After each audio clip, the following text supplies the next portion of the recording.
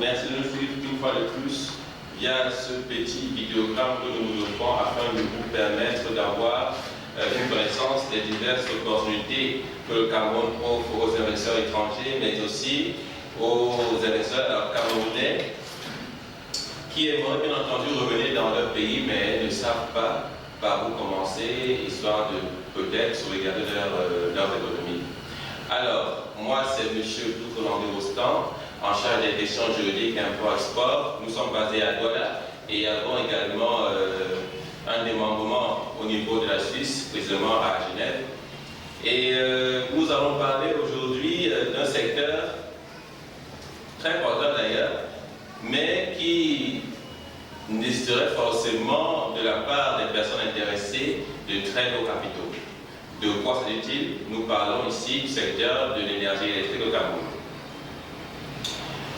Le Cameroun exploite moins de 5% de sa capacité hydroélectrique depuis la création de l'entreprise de production, de transport et de distribution de l'énergie électrique.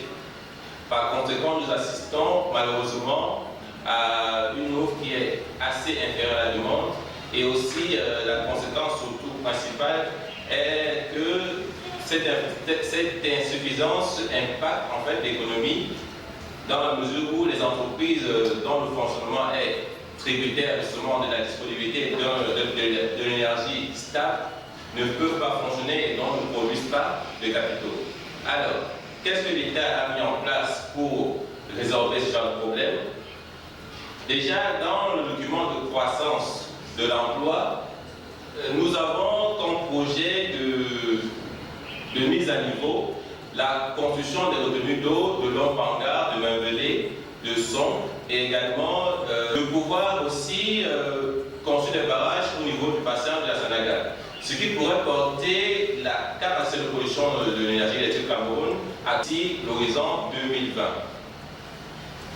Pour justement ouvrir ce secteur aux personnes privées, l'État a adopté des lois, notamment celle du 28 novembre 2011, qui régit le secteur de l'électricité, ou aussi donc ce secteur aux personnes intéressées d'investir dans ce domaine.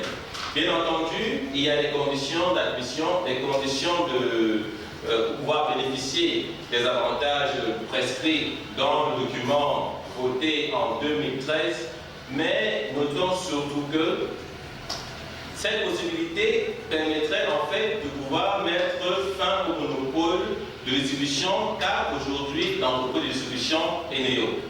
Alors nous invitons tout investisseur étranger qui serait intéressé par l'énergie de pouvoir faire un tour au Cameroun. Il y a peut-être l'énergie solaire, l'énergie éolienne, il y a aussi l'énergie gazière ou même encore la construction de mini-barrages que vous, chers investisseurs, pouvez venir implanter ici au Cameroun et bénéficier bien entendu des avantages lors de votre installation et sans doute un retour sur investissement assez important.